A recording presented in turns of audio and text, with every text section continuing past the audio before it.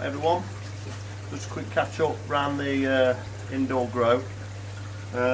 Just doing a bit of, well, ponding really. I've not been in for a week and it's very cold. It's been very cold in the UK this week. A bit of snow, the beast from the east. The beast from the east. You don't like it, yeah, beast from the east. Give me a break. We're in the UK, we don't get beasts from the east. We get a little bit of snow. Deep. Anyway, enough of the beast from the east. We're indoors, nice and warm. I've not been in here for a week, but anyway, thought just go over a few things. I've got a video of the media that I got the other week, and that surprisingly is turning like a brown already. My pH is stable at 7.9. The Kazuri Biobalance, which is behind me there, or behind you there, has been doing wonders for a month now. I put it in a month ago and it was at 5. Within a week it would normally drop to around 2, something like that, using bicarbonate soda. And with Biobalance, it's taken a month and I've added it about 4 times. Of a small, probably 40 ml to probably about 2 to 3 tablespoons in 2,000 litres, and it's dropped to 1 today. I don't know if it's a surprise, but it's probably not a surprise. I should know this, obviously. The KH has dropped to 1 and ammonia has crept up, so there is a balance there, because ammonia, the nitrogen cycle requires carbonate. Okay, it like eats it, if you like. That's just crude. It just needs it to thrive. So if that's not in abundance, the ammonia, well, the bacteria, sorry, not the ammonia, the bacteria's got nothing really to keep it sustained. So it can't keep on top of your ammonia, so your ammonia rises. Okay, that's sorted now. Put some Kazuri back in.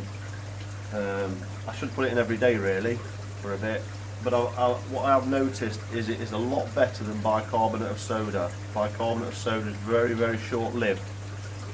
Whereas that, it just keeps it more solid for a longer period. And for me, it hasn't raised the pH. So the pH has still remained around 7.9, which is great, because normally, for me with bicarbonate, it goes up to 8.4, which I didn't really like. It seemed to artificially raise it, which it does. Its maximum it can go to is 8.4. So anyway, moving on from that, pond's doing great now. It's a bit cloudy because I've put the Kazuri in there.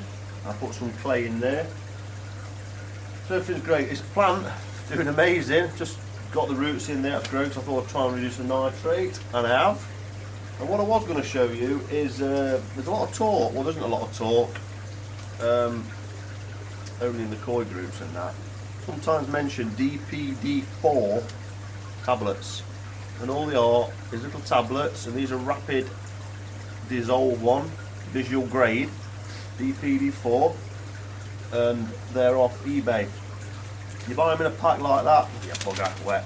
And I've had them quite a while now, and they last a while. So all they do, DPD4 tablets, what they do is you put them in water that you're testing, and it tests if there's chlorine by visual way of changing the colour of the water.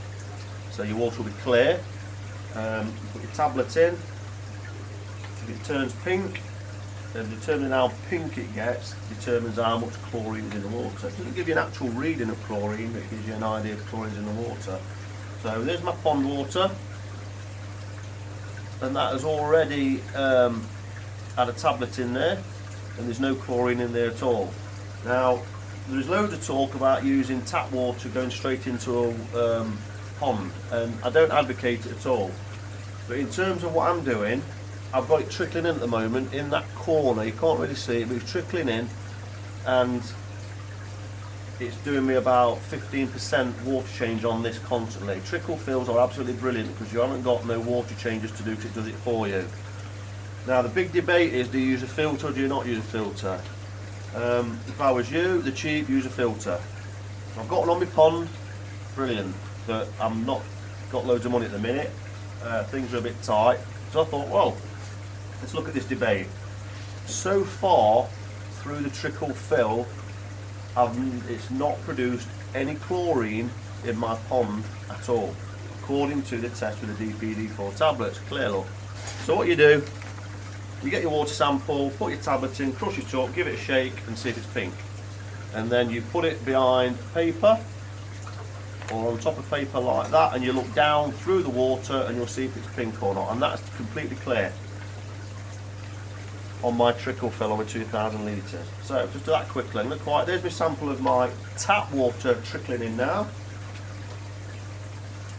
There's my DPD4 tablet, drop it in the water. I've got this little funky pen that I don't really use with a flat bottom. These are rapid dissolve, but they still take a little bit of time. So what I do, get my flat pen and give the tablet a whack. A bit of a crush, like a pestle and mortar. Okay, give it a spin round because it's got your little thing on the side. It's like a little whirler, look, I see it as. Put your lid on, and I just give it a shake.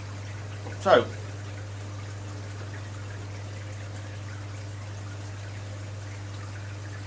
just leave it. Right now, that's a surprise.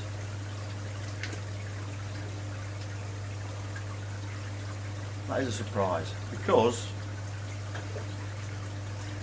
according to that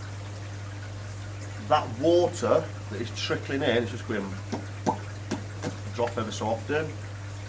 Don't see them a lot, but over a period of seconds, minutes, hours, days, it accumulates to your percentage of water change. And looking at that water trickling in has got no chlorine in. Okay, here's my paper. There's my sample. There's my pond sample. Pond sample, water coming in sample. See the bottom? That one's still got a bit of powder there, look, but the one on the right hasn't. I've crushed the button, so go figure that one. That is, you could say scientific, I don't know, but it's showing no chlorine going into my pond with that test. Now, what do you say to that?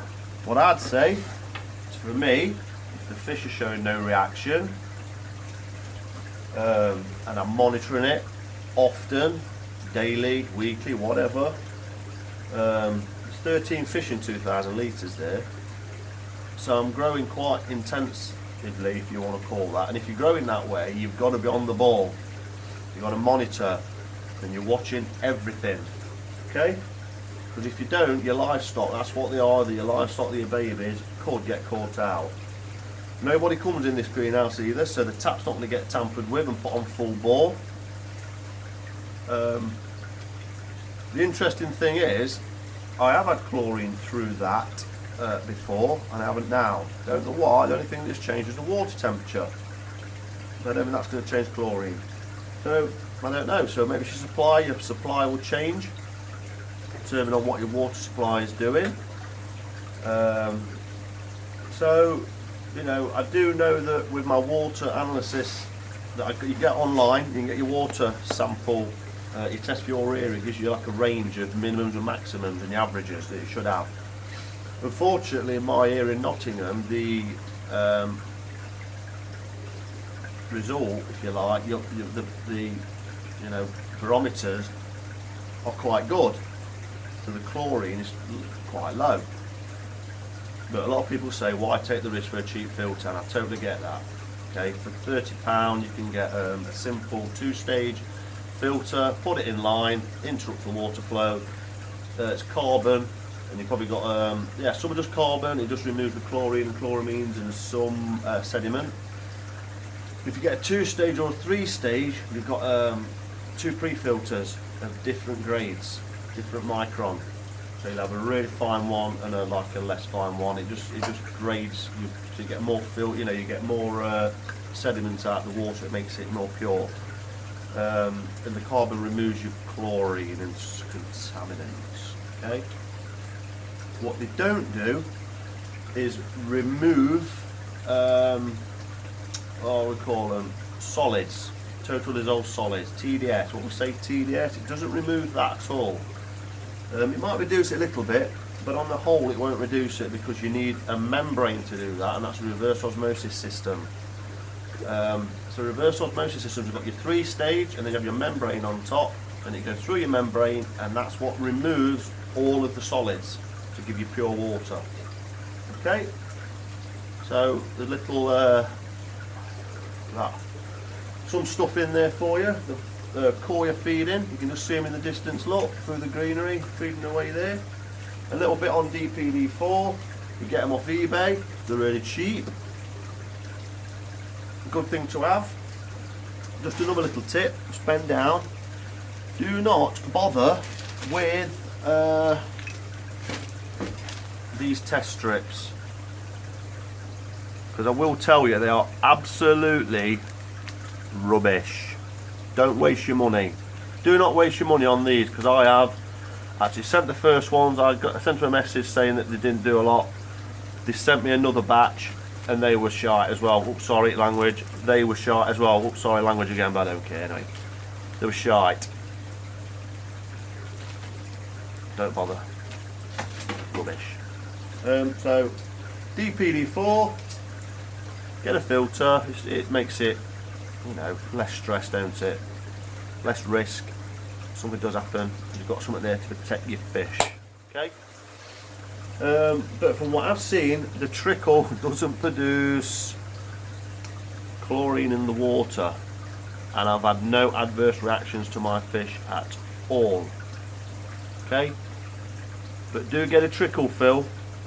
It was absolutely awesome. So simple. Trickle water in at 15% or whatever you want, and you've got no water changes throughout the week to do. And water changes are laborious. Absolutely laborious.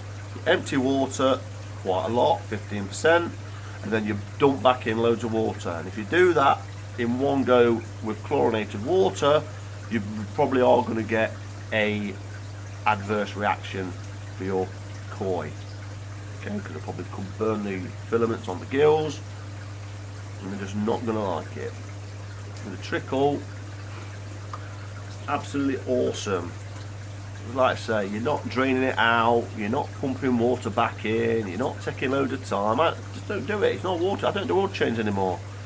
I do the bits I enjoy doing, like water testing and dumping the drains every day and things like that, and feeding the fish and enjoying the hobby. Water changes are just laborious. Look at the fish in the background, look, hopping away. So, I hope that's been of some use. Don't forget to join the Friendly Koi Keepers. Nearly, I think we're about 4 people off 11,000 members throughout the world, sharing the stuff, and on the whole it's a very positive group. I'm the only admin on there, so I don't put up with any crap. Don't mess about. You be friendly or you sling your hook. Okay, so if you can be friendly, join. If you can't be friendly, don't bother.